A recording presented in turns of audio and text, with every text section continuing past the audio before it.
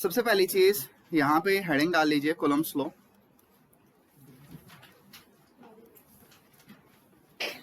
जो साइंटिस्ट थे कूलम्ब, जिनके नाम पे चार्ज की यूनिट है, उन्होंने कुछ बताया था। क्या बताया था देखते हैं। सबसे पहले let just say we have 2 point charges. हमारे पास क्या है, 2 पॉइंट चार्ज हो गए। पहले चार्ज की वैल्यू Q1 और दूसरे की वैल्यू Q2, और दोनों के बीच में एक सेपरेशन है, एक डिस्टेंस है, दैट इज R। तो उन्होंने क्या देखा, when R distance is fixed, जब आप डिस्टेंस को फिक्स कर दो, यानी आपके पास दो चार्ज हैं, वो दो चार्ज कितनी ही वैल्यू रख सकते हैं, लेकिन उनके बीच का डिस्टेंस चेंज नहीं होना चाहिए। तो पहले आपने Q रखे, फिर 2Q, फिर 4Q, फिर 8Q, फिर ऐसे आप चेंज करते रहे। तो मतलब क्या है कि यहाँ पे आप सिर्फ और सिर्फ चार्जेस को चेंज कर सकते हैं, डिस्टेंस को नहीं। तो उस सिनेरियो में उन्होंने क्या पाया, force was proportional to product of charges. तो बताइए, अगर मैं यहाँ किसी भी एक चार्ज को डबल कर दूं तो फोर्स पे क्या इंपैक्ट पड़ेगा, डबल। और अगर मैं सेकंड चार्ज को हाफ कर दूं तो फोर्स पे क्या इंपैक्ट होगा, तो दोनों को मल्टीप्लाई कर दो, 2 से 2 कैंसिल आउट हो जाएगा, फोर्स पे कोई इंपैक्ट नहीं पड़ेगा। तो ये चीज थी जो कूलम्ब ने नोटिस की थी, that force is directly proportional to product of charges.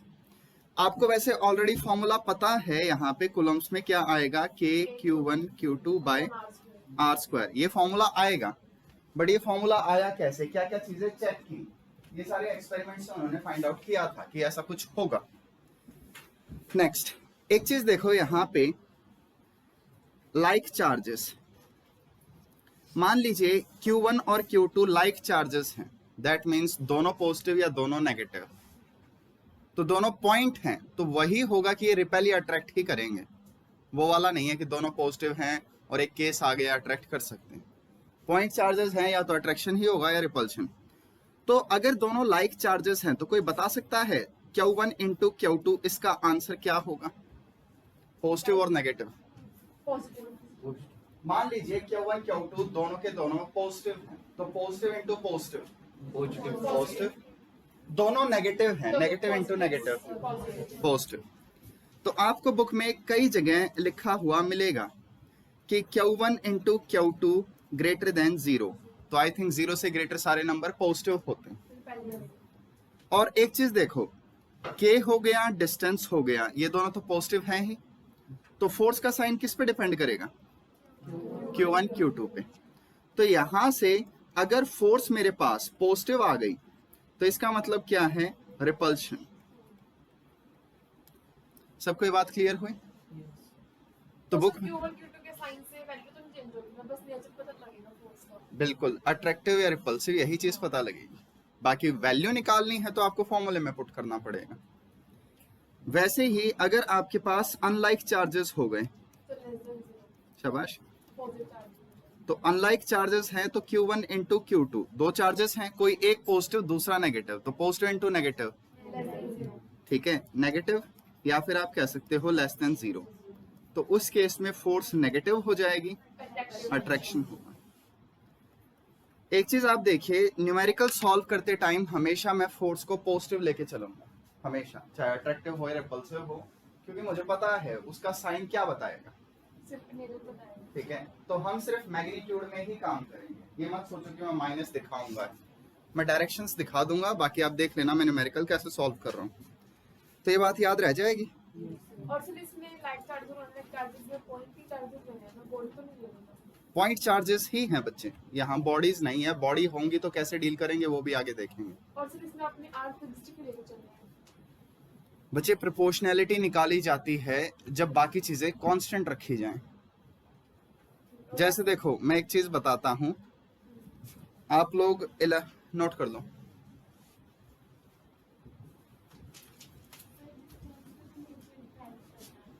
नहीं डिस्टेंस पे नहीं करेगा। चार्जेस अगर रिपेल कर रहे हैं तो पास भी करेंगे, दूर भी करेंगे। सर अभी आपने जो कहा कि हम पॉजिटिव लेके चलेंगे, तब उसको स्टेशनरी लेके चला चार्जेस। चार्जेस तो स्टेशनरी ही रहेंगे बच्चे, जहां पे लिए हैं वहां पे फिक्स कर दो।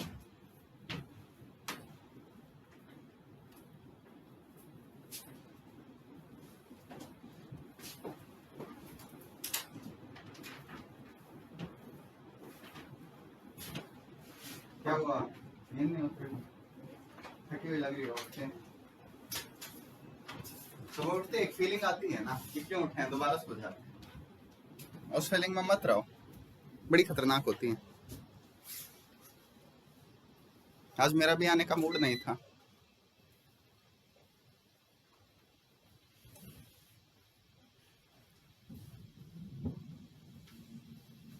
लाइट धोखा दे रही है। कोई बात नहीं, कोई नहीं, किसी का नहीं है लेकिन करना पड़ेगा। देखिए यहाँ पे हम लोग आगे इसे देखते हैं, क्यों मैं कांस्टेंट ले रहा हूँ। आपने PV is equal to NRT पढ़ा है, तो देखिए मैं कह रहा हूँ प्रेशर टेम्परेचर के प्रोपोर्शनल है। कब? वॉल्यूम कांस्टेंट है। प्रेशर वॉल्यूम के इनवर्सली प्रोपोर्शनल है। कब? जब टेम्परेचर कांस्टेंट है। कुछ ऐसा आपने पढ़ा होगा, बॉयल्स लॉ, चार्ल्स लॉ। तो मैंने दोनों को कंबाइन कर दिया और मैंने कह दिया P square proportional to T by V. ये चीज कोई सेंस नहीं बनाएगी, ये चीज कोई भी सेंस नहीं बनाएगी अगर मैं दोनों लेफ्ट और राइट को मल्टीप्लाई कर दूं तो। ये चीज कभी सेंस बना रही है वन एट ए टाइम कि ये कांस्टेंट है तो ही ऐसा होगा। तो जब भी आप दो चीजें प्रोपोर्शनल बताते हैं, आप किसी और वेरिएबल को हमेशा कांस्टेंट रखते हैं। किसी और वेरिएबल का इंपैक्ट नहीं जाना चाहिए हमारे इक्वेशन में। तो ऊपर बताना जरूरी था कि मैं अभी आर को चेंज नहीं कर रहा हूं। नेक्स्ट एक क्वेश्चन लिखिए। और सर आ जाओ बच्चे। जब sir F inversely good morning. Sorry, जब F इनवर्सली प्रोपोर्शनल होगा आपके तो Q1 Q2 को स्टेशनरी लेके चलेंगे। वन एट ए टाइम, एक टाइम पे एक चीज को चेंज करना है।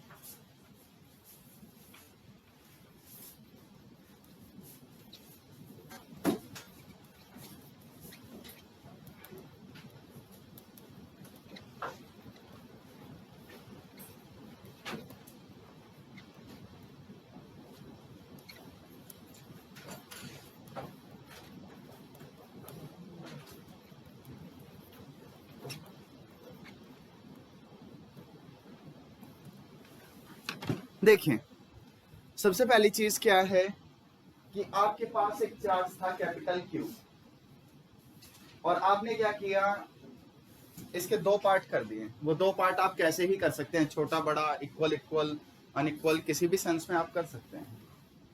तो आपने क्यू से क्या किए, दो पार्ट बना दिए। इन दो पार्ट्स की वैल्यू क्या हो कि इनके बीच की फोर्स मैक्सिमम आए। हाफ होनी चाहिए दोनों से। प्रूफ कर सकते हो?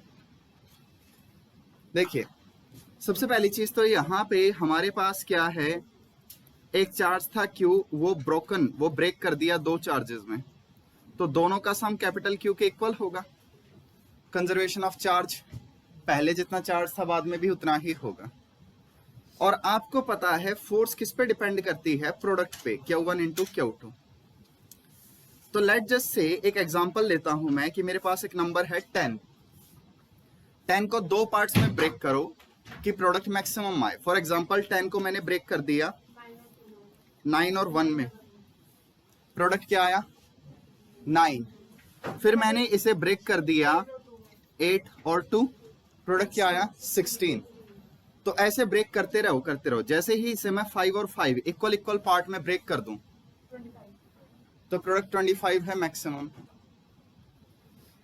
या समझ में आया यहाँ पे? Yes sir. तो बताइए कैसे ब्रेक करेंगे, इक्वल इक्वल। तो यहाँ पे F will be maximum when Q1 is equal to Q2 is equal to total charge by 2।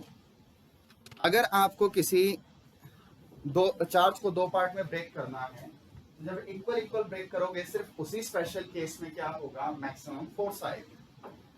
याद रह जाएगा ये? Yes sir. नोट कर लीजिए, ये छोटी छोटी चीजें हैं।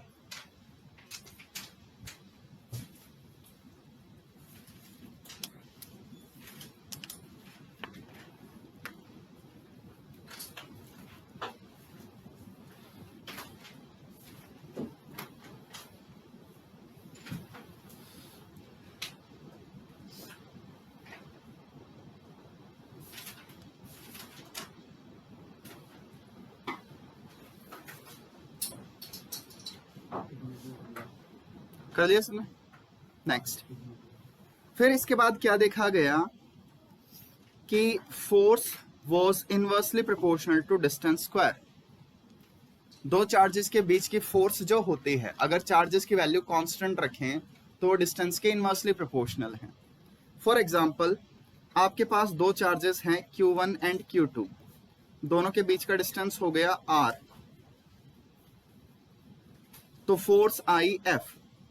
अगर इन्हीं दोनों चार्जेस को फिक्स रखा जाए Q1 Q2, इन्हें चेंज नहीं करना, और डिस्टेंस मैंने डबल कर दिया, तो फोर्स कितनी हो जाएगी? 1/4 कम हो जाएगी। तो आप देख सकते हैं यहाँ डिस्टेंस मैंने हाफ किया है, सॉरी डबल किया है, डिस्टेंस डबल हो गया, लेकिन डिस्टेंस के स्क्वायर पे डिपेंड करता है। Yes, sir. तो 2 का स्क्वायर 4, तो डिस्टेंस में काइंड ऑफ 4 टाइम्स का इम्पैक्ट गया है, तो फोर्स में 1/4 का जाएगा, इनवर्सली प्रोपोर्शनल। तो वैसे ही आप लोग यहाँ पे देखिए, यहाँ पे मेरे पास फोर्स कितनी आएगी? F/4। ये चीज समझ में आई? पिछले में जितनी भी थी अब उसकी 1/4 यहाँ पे बच जाएगी, ये भी एक्सपेरिमेंटली देखा गया। और फोर्स और डिस्टेंस एक दूसरे पे डिपेंड नहीं, सॉरी फोर्स जो है ये चार्ज और डिस्टेंस इन पे एक साथ डिपेंड करती है। यानी अगर मैं चार्जेस को चेंज करूं तो इसका इम्पैक्ट डिस्टेंस पे नहीं जाता। ये सारे एक दूसरे से इंडिपेंडेंट वेरिएबल्स हैं, तो इन्हें हम कंबाइन कर सकते हैं। फोर्स इज दिस, यानी अगर आप चार्जेस को चेंज कर रहे हो तो डिस्टेंस पे उसका इम्पैक्ट नहीं जाएगा, डिस्टेंस को चेंज कर रहे हो तो चार्जेस पे उसका इम्पैक्ट नहीं जाएगा, तो इन्हें कंबाइन किया फिर जाता है। आपने पहले कोऑर्डिनेट भी लेके चलेंगे। बताना पड़ता है बच्चे। जैसे देखो, शायद आपकी 11th क्लास में एक क्वेश्चन याद हो, angular momentum is mvr, Yes, sir. और आपसे पूछा गया था बताओ एंगुलर मोमेंटम r पे कैसे डिपेंड कर रहा है। शायद कुछ बच्चों ने ये क्वेश्चन पढ़ा हो शायद, और आंसर उसका था √r। तो फॉर्मूले से तो क्या दिख रहा है कि एंगुलर मोमेंटम r पे डिपेंड करता है, लेकिन पता क्या चला, अगर मैं डिस्टेंस को चेंज करूंगा तो मेरी स्पीड भी चेंज होगी और एंगुलर मोमेंटम भी चेंज होगा। तो इसलिए पूरा ध्यान रख के चलना पड़ता है कि किसी एक क्वांटिटी को चेंज करने से यहाँ जितनी क्वांटिटीज हैं इन पे इम्पैक्ट जाएगा या नहीं जाएगा। तो इसमें नहीं जाएगा, इसमें नहीं जाएगा। फिर आप लेके क्यों चले पहले? बच्चे स्टार्ट ऐसे ही करने पड़ते हैं एक्सपेरिमेंट, बाकी आप एक साथ कर सकते हो यहाँ पे।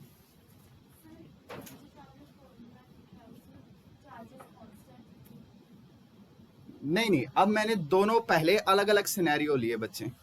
सबसे पहले आपको प्रूव करना पड़ता है कि फोर्स प्रोडक्ट ऑफ चार्जेस पे ही डिपेंड करेगी, वो प्रूव कर दिया।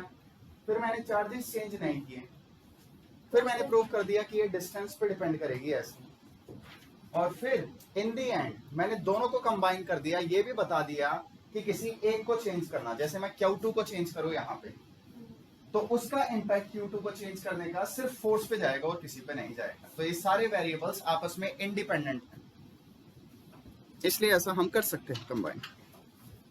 बाकी डोंट वरी, ऐसे एग्जांपल आगे बहुत आएंगे जहां आपको समझ में आ जाएगा। वैसे कोई बता सकता है ये जो लॉ होता है F inversely proportional to R², इसे क्या बोलते हैं? इसे एक स्पेसिफिक नेम दिया जाता है। शाबाश, इनवर्स स्क्वायर लॉ।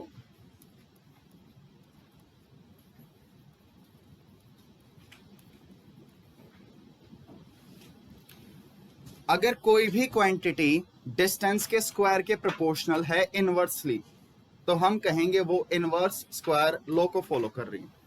जैसे अगली क्लासेस में आप देखेंगे मैं एक फॉर्मूला लिख रहा हूं, E is inversely proportional to distance square, तो इसे भी मैं क्या कहूंगा? This is inverse square law.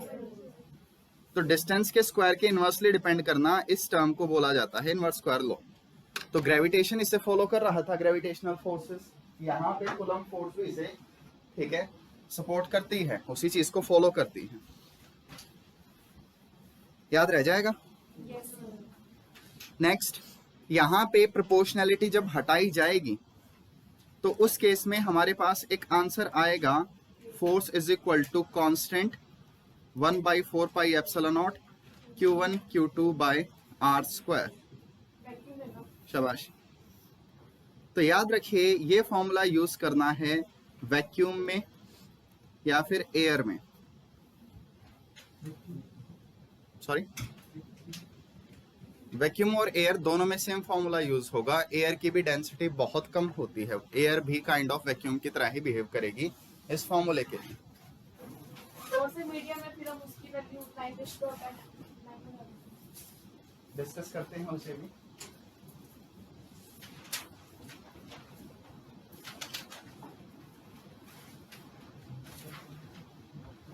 और सर चार्ज का कांस्टेंट होना या चार्ज का स्टेशनरी होना, इसमें डिफरेंस क्या है?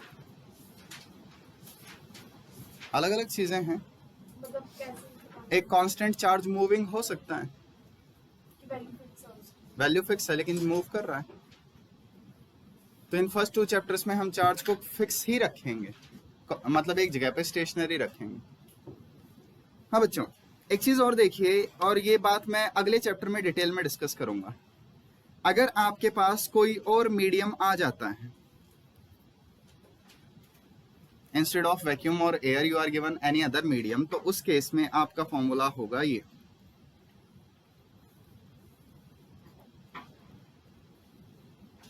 क्या चेंज किया मैंने यहाँ पे? एप्सिलॉन। ऊपर वाले में मैंने एप्सिलॉन नॉट लिखा है, यहां सिर्फ मैंने एप्सिलॉन लिखा है। सो फॉर एनी मीडियम, अगर आपको पता ना हो आपके पास कौन सा मीडियम है, तो आप ये फॉर्मूला यूज करेंगे। अगले चैप्टर में डिस्कशन होगा, डोंट वरी।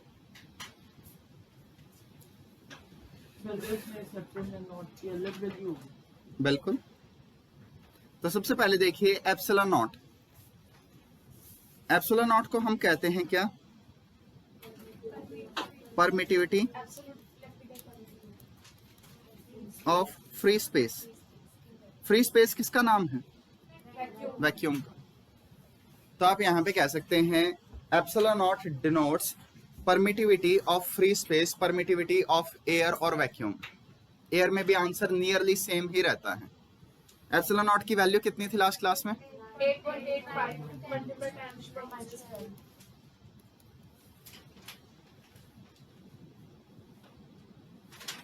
यूनिट। कूलम -10⁻⁻⁴। तो एनीवन एप्सिलॉन को क्या कहेंगे?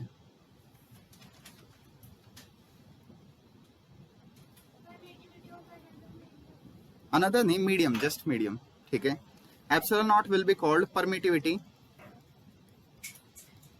Of medium. बच्चे सबसे पहले देखो, यहाँ पे अगले टॉपिक कुछ डिस्कस होने वाले हैं, वहां पे एक टर्म आएगी इलेक्ट्रिक फील्ड। एक चार्ज अगर है तो उस चार्ज के अराउंड उसकी प्रेजेंस फील की जा सकती है, उसे हम कह देंगे इलेक्ट्रिक फील्ड इंटेंसिटी। अब अगर आपके पास कोई फील्ड है या कोई फोर्स है, तो वो किसी मीडियम से कितना पास हो पा रही है, उसके पास जाने का कितना परमिट है, इस चीज को ये डिनोट करती है। और फिर यहाँ पे एब्सोल्यूट नहीं आएगा? सॉरी, एब्सोल्यूट नहीं आएगा? एब्सोल्यूट कह सकते हो बच्चे, लेकिन मत कहो परमिटिविटी कह दो। अलग अलग नाम है ऐसे। तो आगे 6th चैप्टर में मैं इसी सिंबल को इलेक्ट्रिक परमिटिविटी कहने लग जाऊंगा। तो नेम चेंज होते रहेंगे, कब कौन सा नेम यूज करना है वो भी कोई अलग चीज नहीं है, आप कोई भी नेम यूज कर सकते हैं। आप सिंपली इसे एब्सोल्यूट बोल सकते हैं। जब भी हम एब्सोल्यूट टर्म यूज करते हैं हम वैक्यूम के रिस्पेक्ट में ही बताते हैं, और एब्सोल्यूट टर्म यूज होती हैं रे वेव ऑप्टिक्स में, यहाँ नहीं। परमिटिविटी है क्या? एक चीज देखो, मान लो आपके पास लाइंस हैं इलेक्ट्रिक फील्ड की या फोर्स की, 80 लाइंस। तो वैक्यूम में 80 हैं, जब आप इन्हें वाटर में डाल देंगे तो सिर्फ 1 बनेगी, सिर्फ एक। एयर में 80 हैं, वैक्यूम में वाटर में 1 हो जाएंगी। तो कितने के पास परमिट है यहाँ पे? बहुत कम के पास, वाटर से पास करने का। तो कितनी फील्ड लाइंस पास कर पाएंगी किसी मीडियम से, ये चीज बता रही परमिटिविटी। पूछिए। और फिर जब चार्ज मूव करता है तो अपना मास कम करता है, फिर उसको कुछ करते हैं? चार्ज अगर किसी स्पीड से मूव कर रहा है तो उसका मास इंक्रीज होगा। क्यों सर? थ्योरी ऑफ रिलेटिविटी, ये थ्योरी ऑफ रिलेटिविटी है आइंस्टाइन की। तुम मान के चलोगे कि मास नियरली सेम ही रहता है। तो नेग्लिजिबल बिल्कुल।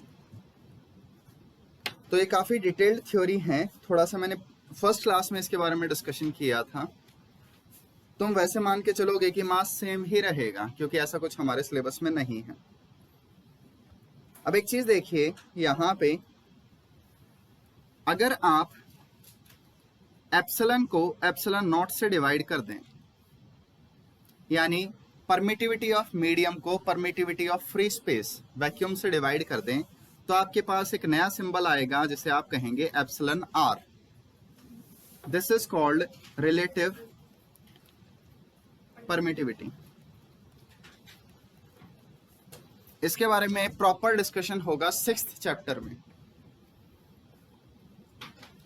और इसे एक दूसरा नाम दिया जाता है स्मॉल के, जैसे हम बोल देते हैं डाई इलेक्ट्रिक कांस्टेंट।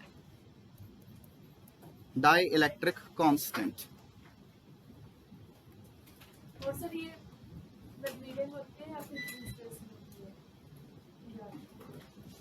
क्या जैसे आपने ई नोट का अप्लाई किया फ्री स्पेस में, तो ईआर भी कैसे होते हैं? फ्री स्पेस होते हैं मीडियम? ईआर कंपैरिजन है। जैसे 10th क्लास से किसी को याद हो कि डायमंड का रिफ्रैक्टिव इंडेक्स कितना होता है? 2.42 सबसे ज्यादा होता है, इस क्लास में यूज भी होगा। तो 2.42 कंपैरिजन है स्पीड ऑफ लाइट का वैक्यूम और मीडियम में। तो वैसे ही एप्सिलन आर या के क्या है? कंपैरिजन है इलेक्ट्रिक फील्ड का, कि मीडियम में कितनी है और यहाँ कितनी होगी। तो एक कंपैरिजन का कांस्टेंट है।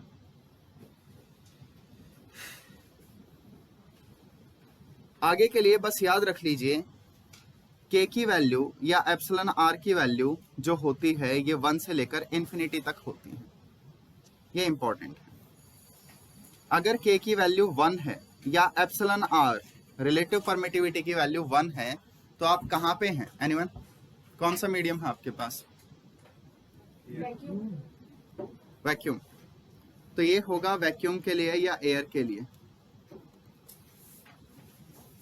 और अगर के की वैल्यू इन्फिनिटी है, डाइलेक्ट्रिक कांस्टेंट इनफाइनाइट है, तो आपके पास मीडियम है मेटल या फिर कंडक्टर्स। तो इसमें ईआर भी इन्फिनिटी आएगा?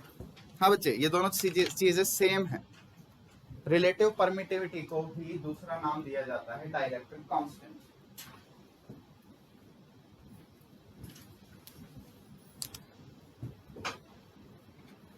तो यहां से अगर हम सारी चीजों को कंबाइन कर दें तो हमारे पास एक फॉर्मूला बचेगा, force in medium is equal to force in vacuum divided by epsilon R. ध्यान से देखिए, जो हमारे पास प्रोपोर्शनैलिटी कांस्टेंट था उसे भी के बोल रहे थे, डाइलेक्ट्रिक कांस्टेंट को भी के बोलते हैं, तो ये दोनों के अलग अलग हैं। इस चीज पे फोकस कीजिए। बुक देना, लाइव बुक निकालो, क्वेश्चन